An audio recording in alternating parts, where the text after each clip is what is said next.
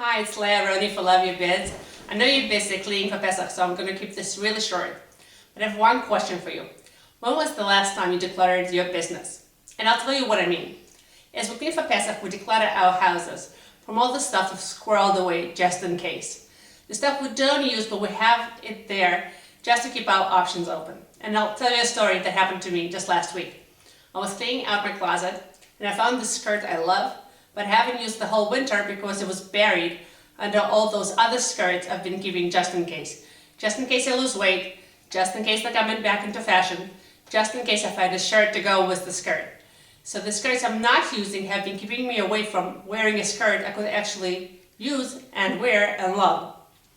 I'm sure you know what I mean because it happens to all of us. So now the same thing happens to our businesses too. We want to keep our options open. We want to be able to serve any type of client, solve any type of problem, and enjoy multiple streams of income. But it doesn't work for two reasons. Number one, our society is so overwhelmed with information, and our clients are so overwhelmed with information and marketing messages, they're giving us between 3 and 10 seconds to figure out if we are the type of a business that can solve their problem. And if our messages are not laser focused on the client, his experiences, and his problems, he's not giving us the time of day.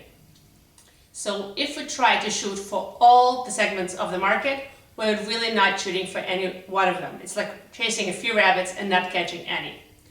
The other problem is that you're focused on all types of customers. It's very hard for you to market because you have to keep putting out all kinds of messages, sometimes opposite messages, and you're not focused. You have to shoot for too many options. So how do we do this? How do we stay focused on one type of market but still keep our options open? And I think my decluttering experience can teach us the lesson. It was very hard for me in the beginning to just throw stuff in the garbage.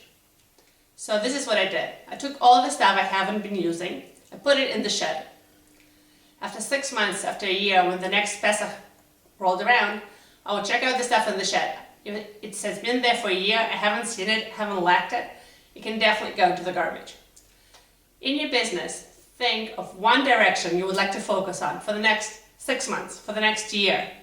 Take all the other options, all the other directions, file them away, either in your mind or in a file somewhere in your office, and they'll be there for you just in case you want to come back to them.